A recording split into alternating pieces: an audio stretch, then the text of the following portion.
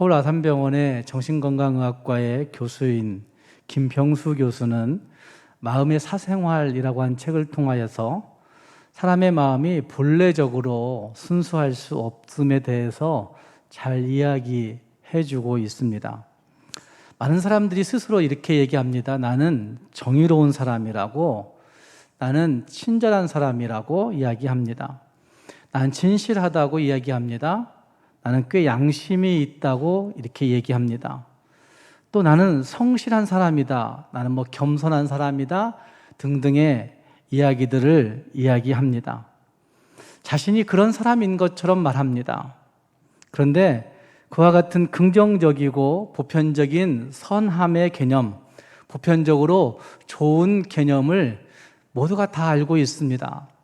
그래서 그것이 자기 개념인 것처럼 사실은 이야기하지만 자기 체면이 훼손되었을 때, 자기 자존심이 상했을 때, 자기 이익에 어떤 해가 입혀졌을 때 그들은 자기 개념을 기만하고 결국 그 개념을 버리게 되는 일들이 참 많이 있습니다. 그러면서도 그들은 그렇게 말합니다. 난 아무리 체면이 깎이고 자존심이 상하는 일들이 있어도 절대로 거짓말은 하지 못해. 좋은 건 좋은 거라고 얘기해. 이렇게 얘기하는 경우들이 참 많습니다. 자기 자신에게 한 번 더 속는 것이고 자기 자신을 스스로 속이는 경우들이 있다는 말입니다. 거의 모든 사람들이 그 마음의 의로움으로 행동하는 것이 아니라, 그 마음의 선함으로 행동하는 것이 아니라 자신의 감정과 직관에 따라서 행동하는 일들이 이 땅에 너무나 많이 있습니다. 그러면서 그들은 또 이렇게 얘기합니다. 내가 미쳤는가 보다고, 내가 미쳤나 봐, 그런 생각을 다 하다니, 내가 그런 행동을 하다니 라고 하는 식의 자아 성찰의 이야기들도 참 많이 하는 것을 볼 수 있습니다. 마음의 사생활에서 밝히는 정신과의 통계에 의하면 일반인의 대다수 84%의 사람들이 자신이 의도하지 않은 어떤 성적인 것, 오염된 것, 종교적인 것, 초자연적인 현상, 그리고 공격성 사고, 손상 등에 관련된 침입적 사고, 침입된 사고라고 얘기하는데, 그 침입된 사고를 통해서 자기가 원하지 않은 일들을 하고 생각하고 행동하며 살아간다고 그렇게 이야기합니다. 사람의 마음은 깨끗하지 못하다는 말입니다. 사람들의 마음은 불순하다는 말입니다. 자기 중심적으로 똘똘 뭉쳐 있어서 의를 얘기하는 것 같지만 결국은 의롭지 못한 일들이 우리 사회에, 우리 안에 너무나 많이 있다는 말입니다. 그러면서도 사람은 누구나 청결한 것을 원하는 것처럼 청결한 환경, 청결한 공기, 청결한 물, 청결한 의복, 청결한 어떤 주거 생활, 이런 것들을 이야기합니다. 외부적인 청결만으로 우리는 부족하다는 사실을 분명히 할 수 있어야 됩니다. 사람의 마음의 청결이 이루어져야 된다 하는 사실들을 볼 수 있습니다. 또한 영적인 부분도 마찬가지라고 할 수 있습니다. 신앙생활에 오랜 경륜과 경험을 가지고 있다 할지라도 그 심령의 깨끗함이 비례할 수 없다는 사실은 명백한 사실입니다. 뿐만 아니라 직분받음과 심정의 순수함도 비례하지 않는다는 사실은 명백하다고 저는 생각합니다. 팔복의 말씀들을 우리의 삶에 적용해 보면서 우리는 주님이 기뻐하시는 삶의 모습이 어떠해야 할까? 과연 천국 백성은 어떤 모습으로 삶을 가져가야 되는가 하는 생각들을 해볼 수밖에 없습니다.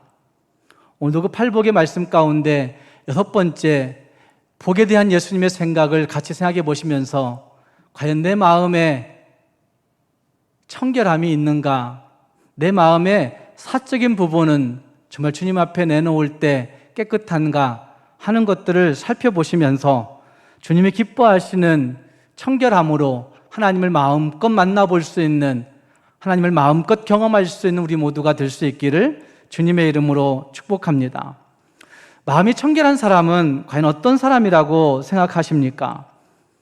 과연 마음이 어떤 것이기에 행복을 좌우할 정도로 중요하다고 생각하십니까? 마음이 중요하다고 말들을 참 많이 합니다. 성경이 말씀하고 있는 마음은 모든 생각과 감정 그리고 의지의 중심에 있는 것이 마음일 것입니다. 다시 말하자면 인격 그 자체가, 인격의 핵심 그 자체가 마음이 있다는 말입니다. 그래서 마음의 상태가 고스란히 그 사람의 인격과 행실 안에 나타나게 되어 있습니다. 그래서 성경은 이렇게 증거하고 있습니다. 잠언 4장 23절 말씀에서 모든 지킬 만한 것 중에 더욱 너의 마음을 지키라. 생명의 근원이 여기에서 난다고 말씀하고 있는 것을 볼 수 있습니다. 생명의 근원이 마음에 있다라고 말씀하는 그것은 어쩌면 육적 생명, 물리적 생명의 문제만이 아니라 우리 삶 전체의 문제가 결국 마음에 있다고 하는 사실을 분명하게 말씀하고 있는 구절이라 할 수 있을 겁니다. 잠언 21장 2절 말씀에도 사람의 행위가 자기 보기에는 모두 정직하여도 여호와는 그 마음을 감찰하시느니라 라고 하는 그 말씀을 통하여서 우리의 행위 문제에 하나님은 그 중심을 보고 있다고 하는 사실을 분명하게 말씀하고 있습니다. 마음이 그 사람 자체라고 말하고 있는 것이죠. 겉으로 드러나는 모습은 얼마든지 포장할 수 있고 꾸밀 수 있지만 하나님은 속일 수 없음에 대해서 말씀하면서 마음이 하나님을 보신다. 아니, 마음을 하나님이 보신다고 우리에게 분명히 말씀하고 있는 것입니다. 본래 하나님은 인간을 창조하실 때는 그 마음이 청결했습니다. 적어도 아담이 범죄하고 타락하기 전에 에덴 동산에 있을 때에 그 인간은 순수한 마음을 갖고 있었습니다. 하나님의 청결을 가지고 있었을 것입니다. 하나님의 그 인격, 하나님의 선하심과 하나님의 그 의로우심과 하나님의 그 영광스러우심과 하나님의 그 진실하심과 하나님의 그 거룩하신 그 하나님의 성품 전체를 다 담고 있는 하나님의 형상을 닮은 사람이라고 말씀하고 있습니다. 그와 같이 에덴 동산에서 인간은 순수한 마음 그 자체였을 것입니다.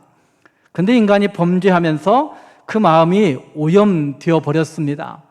그래서 그들은 더럽고 추하게 되어 버렸고 어쩌면 행하는 모든 일들 속에 그 오염된 죄악이 발현될 수밖에 없는 상태에 이르게 된 것이라 할 수 있습니다.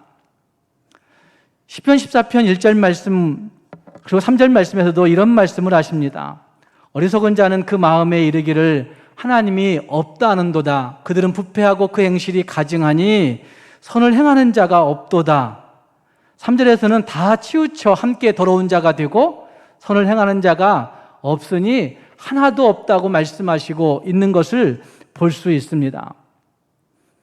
범죄한 이후에 아담의 범죄 이후에 그걸 물려받은 모든 인간들이 다 치우쳐 함께 더러운 자, 함께 성을 행하는 자 없음에 대해서 분명히 말씀하고 있습니다. 예수님도 말씀하십니다. 인간의 마음의 악함을 이렇게 말씀하십니다. 마가복음 7장 20절부터 23절 말씀을 보시면 사람에게서 나오는 그것이 사람을 더럽게 하느니라 라고 말씀하면서 그 여러 가지 것들을 이야기합니다. 속에서 곧 사람의 마음에서 나오는 것들이 이런 것들이 있더라. 이 모든 악한 것이 다 속에서 나와서 사람을 더럽게 하느니라 라고 말씀하고 있습니다. 프랑스어 모리아크라고 하는 프랑스 작가는 독사의 딸이라고 하는 살모사의 얽힘 혹은 독사의 집이라고 하는 제목으로 번역된 책인데 그 책으로 노벨 문학상을 받았습니다. 그 책은 죄악과 탐욕이 얽혀져 있는 인간의 그 마음, 인간 사회의 이야기들을 살모사가 다리를 틀고 있는 것처럼 어쩌면 독사가 그 다리를 틀고 있는 그 모습처럼 묘사하고 있는 책이라 할 수 있습니다. 인간의 마음이 그와 같다라고 하는 표현들이 결국은 인간의 그 죄악상과 그 인간의 그 더러운 오염된 모습들을 잘 분석해냄으로 말미암아 그는 노벨 문학상을 받았다고 할 수 있을 겁니다. 개인과 사회 그리고 국가와 공동체들이 더 나아가 세계 인류의 모든 불행은 바로 여기에서부터 그 원인이 있다고 할 수 있을 겁니다. 여러분, 지금 세상에 벌어지고 있는 여러 가지 질병도 어디에 그 원인이 있다고 생각하십니까?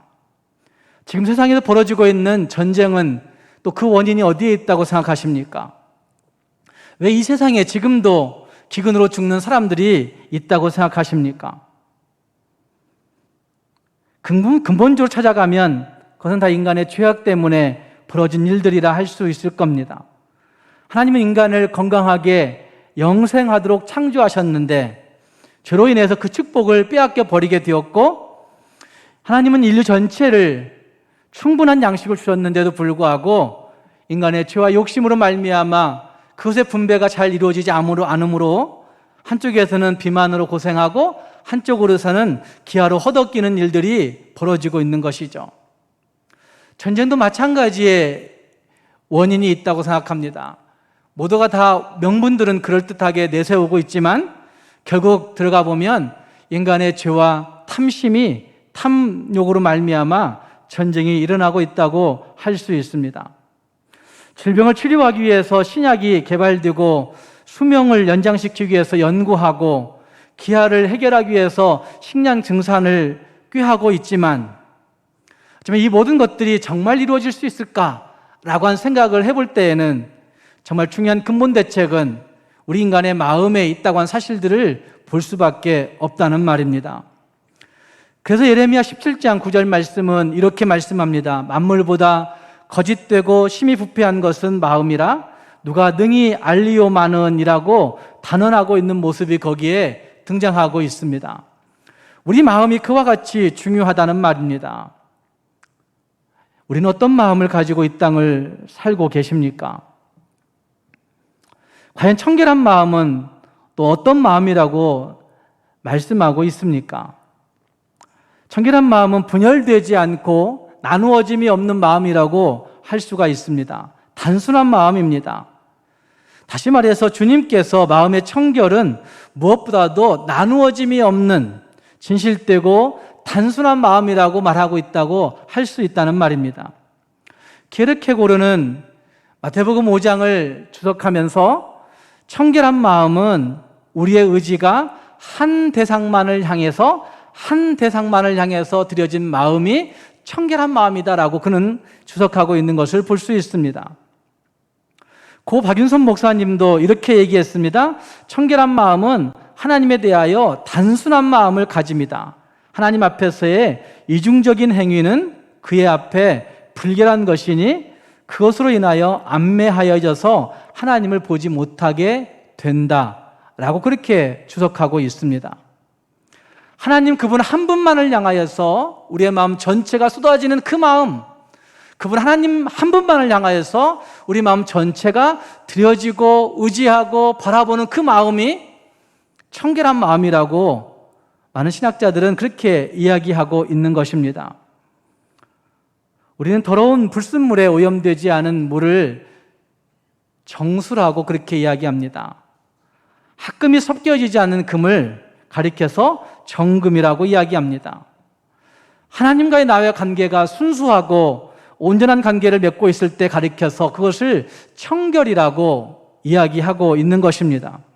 마태복음 6장 24절 말씀에서 한 사람이 두 주인을 섬기지 못할 것이니 혹 이를 미워하며 저를 사랑하거나 혹 이를 중히 여기며 저를 경히 여김이라.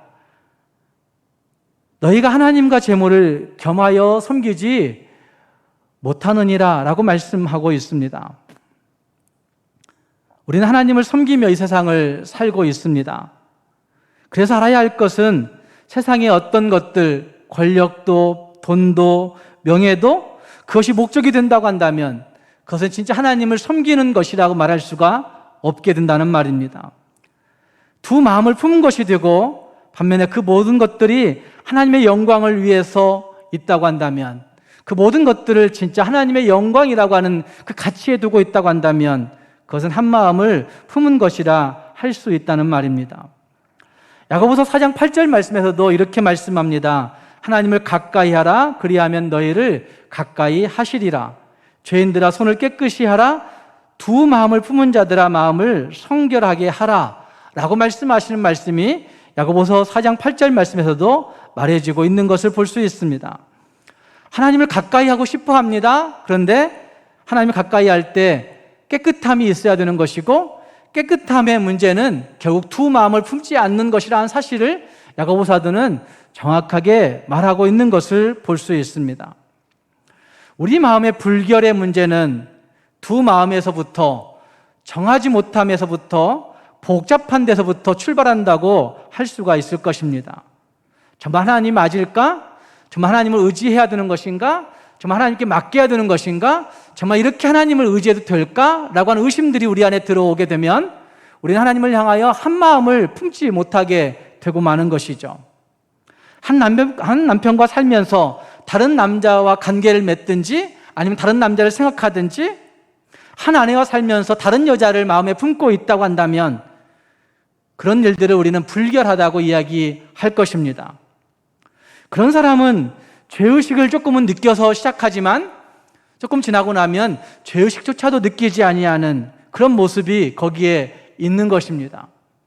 죄의식도 느껴지지 못하는데 하나님을 느낄 수가 없지 않겠습니까? 하나님은 전혀 보이지도 않고 느껴지지도 않고 하나님을 의식하지 않게 된다는 말입니다. 그러니 이 불결의 문제는 하나님 앞에 한 마음을 품고 있느냐, 한 마음을 품고 있느냐, 품지 않느냐의 문제라 할 수가 있다는 말입니다. 시편 기자는 시편 119편 2절 말씀에서 여호와의 증거를 지키고 전심으로 여호와를 구하는 자가 복이 있도다 라고 말씀하고 있습니다. 시편에는 전심이라고 하는 표현이 참 많이 등장합니다. 그런데 그 전심이라고 표현하고 있는 이 표현은 나누어지지 않은 마음을 의미하고 있습니다. 나누어지지 않은 한 마음으로 주님을 따르는 것을 전심이라고 이야기한다는 말입니다. 바로 그것이 청결한 마음의 본질이라 할 수가 있습니다. 그런 마음에 간사가 있을 수 없습니다. 그런 마음에 거짓이 있을 수 없습니다. 그런 마음에 다른 생각을 하는 그런 것들이 있을 수가 없습니다. 성경에 등장하는 다윗이라고 하는 사람을 하나님께서 내 마음에 합한 자라고 그렇게 이야기하십니다. 사울 대신 자기 마음에 합한 사람을 찾을 때 하나님은 다윗을 택하셨습니다. 여러분, 다윗이 어떤 면에서 청결했다고 생각하십니까? 다윗이 어떤 면에서 진짜 깨끗했다고 생각하십니까? 저는 다윗이 깨끗해서 하나님께 택함받았다고 생각하지 않습니다. 도덕적이고 윤리적으로 의로워서 하나님께 택함받았다고 생각하지 않습니다. 그도 인간적인 많은 실수를 했던 사람이었습니다. 그럼에도 불구하고 그가 하나님의 마음에 합한 사람이라고 하나님이 인정하시는 이유는 그가 한 마음으로 나누어지지 않은 그 전심으로 주님을 찾았기 때문이라고 저는 할 수 있습니다. 전심으로 주님을 찾고 주님을 추구하고 전심으로 주님을 바라보고 전심으로 주님을 의지하는 마음이 변함없이 계속하여서 그에게 있었다는 말입니다. 그래서 주님은 그의 인간적인 다소의 실수에도 불구하고 그 마음 중심이 전심으로 하나님을 향하여 있음을 보시고, 그래, 이 사람은 내 마음에 합한 사람이라고 인정해 주시고 있는 모습이라고 할 수 있다는 말입니다. 모세가 이스라엘 백성들을 애굽에서 탈출시키고 그리고 가나안 땅에 정착하는 일은, 가나안 땅을 정복하고 정착하는 일은 여호수아가 했던 일들을 우리가 알고 있습니다. 그 여호수아가 죽음을 앞두고 이스라엘 백성들에게 하는 말 중에 여호수아 24장 23절 말씀 보면 여호수아가 가로되 그러면 이제 너희 중에 있는 이방 신들을 제하여 버리고 너희 마음을 이스라엘의 하나님 여호와께로 향하라 라고 하는 말씀을 하고 있습니다. 이방 신들을 다 치워버리고 너희 마음을 전심으로 이스라엘 하나님 여호와께 향하라고 그렇게 권면하고 있다는 말입니다. 사랑하는 여러분, 우리의 마음은 어떠합니까? 우리 마음의 공적인 부분과 사적인 부분은 어떠합니까? 남에게 드러나는 그 공적인 부분에서 의롭지 못할 사람이 얼마나 있겠습니까? 우리 마음의 사생활, 사적인 부분은 정말 의로움과 청결함이 있습니까? 외적인 영역과 내적인 영역은 어떻습니까? 우리 마음의 종교적인 영역과 종교 밖의 영역은 어떠합니까? 어쩌면 그 모든 영역들이 하나님 앞에서 진실되고 한 마음으로 하나님을 바라보고 있는지, 하나님을 추구하고 있는지, 하나님을 섬기고 있는지 생각해 보아야 됩니다. 하나님 외에 하나님보다도 더 추구하고 더 의지하고 더 바라보고 더 사랑하고 섬기는 것들이 있다고 한다면 그 마음은 어떻게 내놓아도 깨끗할 수가 없습니다.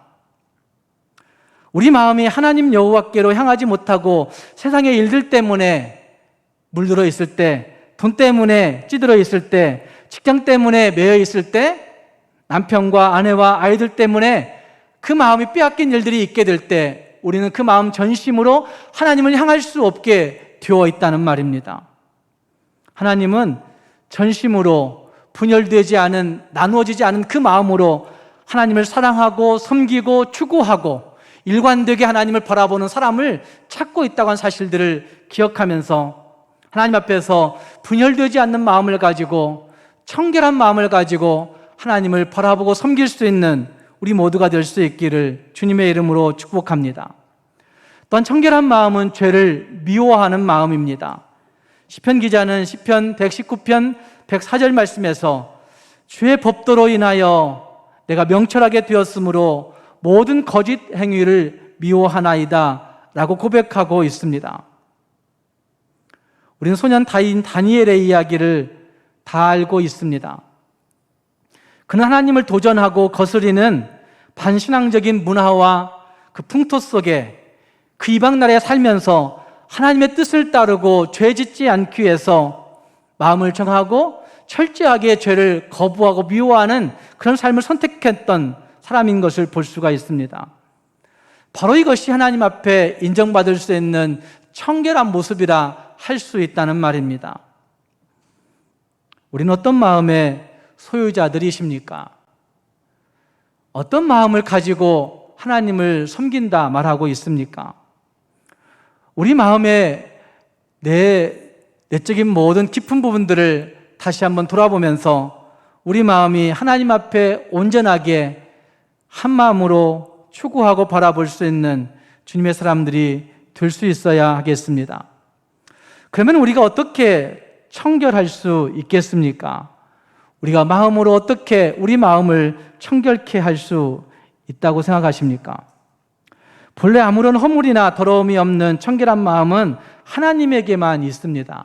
하나님의 청결이라고 이야기하는 이유가 거기에 있습니다. 그래서 우리는 하나님을 거룩하신 하나님, 거룩한 하나님이라고 부릅니다. 하나님만이 고유한 청결을 가지고 있으신 분이시고 하나님만이 원초적인 청결을 이루고 있는 모습이라고 얘기할 수 있습니다.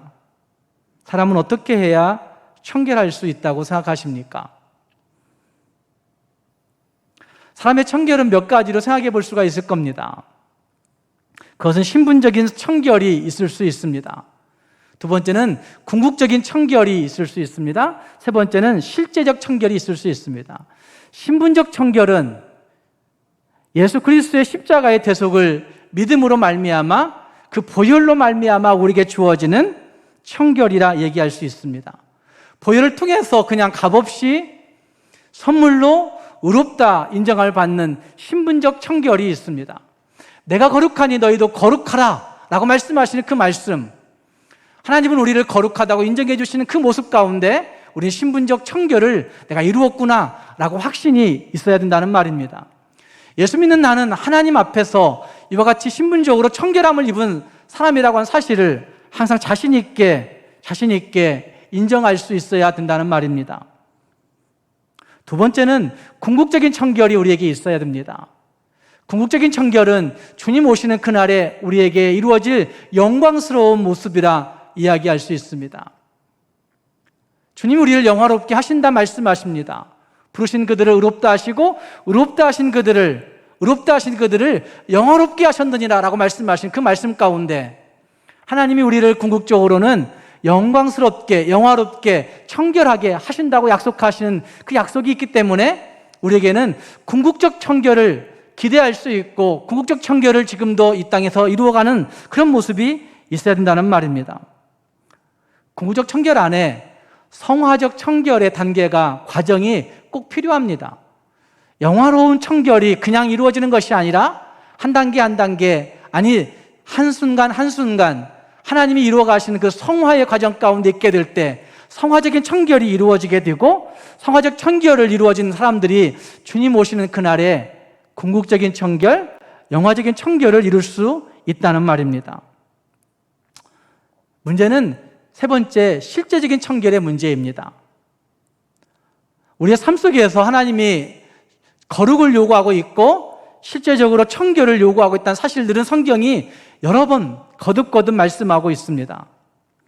실제적인 청결은 우리 마음의 밭을 잘 기경할 때 가능한 것입니다. 밭을 가만히 방치하게 되면, 특히 요즘같이 비 오고 무더운 날씨에는 비만 오고 나면 온갖 잡초가 무성하게 자라는 일들을 볼 수 있습니다. 교회 화단에도 무성하게 풀이 자라납니다. 그리고 장로님들이 그 풀을 2번이나 뽑았습니다. 거의 우리 허리까지 올라온 풀들도 뽑아냈습니다. 잘 뽑히지가 않습니다. 그 정도 되면.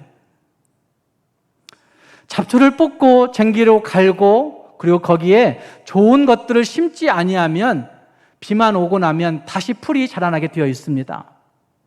그래서 호세아서 10장 12절 말씀은 이렇게 말씀하고 있는 것이죠. 너희 묵은 땅을 기경하라. 너희 묵은 땅을 기경하라. 지금이 곧 여호와를 찾을 때니 마침내 여호와께서 오사 공의를 비처럼 너희에게 내리시리라 라고 말씀하시는 말씀이 등장하고 있습니다. 우리의 마음밭을 묵혀져 버린, 아니 온갖 죄로 찌들어 버린 그 마음의 밭을 기경하지 아니하면 우리는 우리의 삶 속에서 실제적인 성결을 이루어낼 수 없습니다. 그리고 말씀과 기도로 우리의 마음 문을 잘 단속해야 됩니다. 마음을 기경하고 그리고 마음을 말씀과 기도로 잘 단속해야 된다는 말입니다. 디모데전서 1장 5절 말씀에서는 이런 말씀을 하고 있습니다. 경계의 목적, 교훈의 목적은 청결한 마음과 선한 양심과 거짓이 없는 믿음에서 나오는 사랑이거늘 이라고 말씀하십니다. 교훈의 목적이, 이 말씀을 주시는 이유가 청결한 마음과 선한 양심과 거짓 없는 믿음에서 나오는 사랑 때문이다라고 말씀하고 있는 거죠. 경계라고 옛날 번역은 번역했습니다. 경계하라고 그 말씀을 주신 이유는 너희로 하여금 경계해서 청결한 마음을 갖게 하고 선한 양심을 갖게 하고 거짓 없는 믿음에서 나오는 사랑을 갖게 하기 위한 것이라고 그렇게 말씀하고 있습니다. 마음이 청결해지기 위해서 어떤 사람들은 세상과 단절되는 방법을 택하는 이들이 지금 세상에도 있다고 합니다. 중세의 수도승들은 그랬습니다. 그리고 수도승들은 높은 어떤 절벽 위로 올라가거나 깊은 산속으로 들어가거나 아니면 사막으로 나아가거나 그런 곳에서 나아가서 세상과 단절되어 살 때에 내가 마음이 순수해지고 청결해질 수 있다고 그렇게 생각했던 것 같습니다. 지금도 수녀들 가운데서는 계속적으로 수도만 하며 살아가는 이들도 많이 있습니다. 그런다고 해서 진짜 우리의 마음이 청결해질 수 있는 것입니까? 외적인 청결은 이와 같은 수련을 통해서도 가능할 수 있습니다. 다른 사람들이 볼 때에 그럴싸하게 보이는 것들이 얼마든지 할 수 있다는 말입니다. 그러나 그것이 전부가 아닙니다. 마음의 청결은 내적인 수양으로 주의 말씀을 통해서 내 마음밭을 갈아엎고 그리고 주의 말씀과 기도로 그 마음을 다시 단속하고 그리고 그 말씀을 통해서 늘 교훈받고 경계함으로 말미암아 우리가 하나님 앞에서 조금씩 더 청결한 마음을 가질 수 있게 된다는 말입니다. 사랑하는 성도 여러분, 우리 마음의 모든 영역들이 주의 말씀을 통해서 기경되어지고 주의 말씀을 통해서 단속되어지고 주의 말씀을 통해서 교훈을 받아 하나님이 기뻐하시는 청결함을 이룰 수 있는 우리 모두가 될 수 있기를 주님의 이름으로 축복합니다. 청결한 마음의 소유자들에게 주시는 복이 있습니다. 그것은 하나님을 볼 수 있다고 말씀하십니다. 하나님을 볼 수 있다는 말은 굉장히 중요하고 어떻게 보면 두려운 말일 수도 있습니다. 하나님을 본다, 하나님을 만난다 하는 것이 너무나 중요한 문제이지만 우리 가운데 두려울 수도 있다는 말입니다. 여러분은 과연 하나님을 만나신 적이 있으십니까? 현대교회 성도들이 정말 하나님을 보기를 정말 고대하고 있으십니까? 여러분 정말 하나님을 보고 싶은 마음이 있으십니까? 말씀을 통해서, 예배를 통해서, 기도를 통해서, 찬송을 통해서, 성례를 통해서, 또 성도들의 교제를 통해서 교회에 나올 때마다 그래 하나님을 보고 싶다라고 하는 그 열망 가운데 하나님 앞에 나아오십니까? 마음이 청결하면 하나님을 볼 수 있다고 성경은 우리에게 약속해 주고 있습니다. 하나님 앞에 그 마음을 잘 다스리고 청결해지면 주님을 만날 수 있고 주님을 보게 되면 그 마음이 밝아져 더 많은 향기로 비칠 수 있다고 하는 사실을 성경이 우리에게 말해주고 있다는 말입니다. 사랑하는 성도 여러분, 청결한 마음을 소유할 수 있기를 바랍니다. 말씀을 통하여서 우리 마음을 늘 단속하여 청결한 마음을 소유함으로 말미암아 하나님을 만나고 하나님을 소유하고 하나님을 생생하게 느끼며 살아갈 수 있는 저와 여러분이 될 수 있기를 주님의 이름으로 축복합니다. 기도하겠습니다.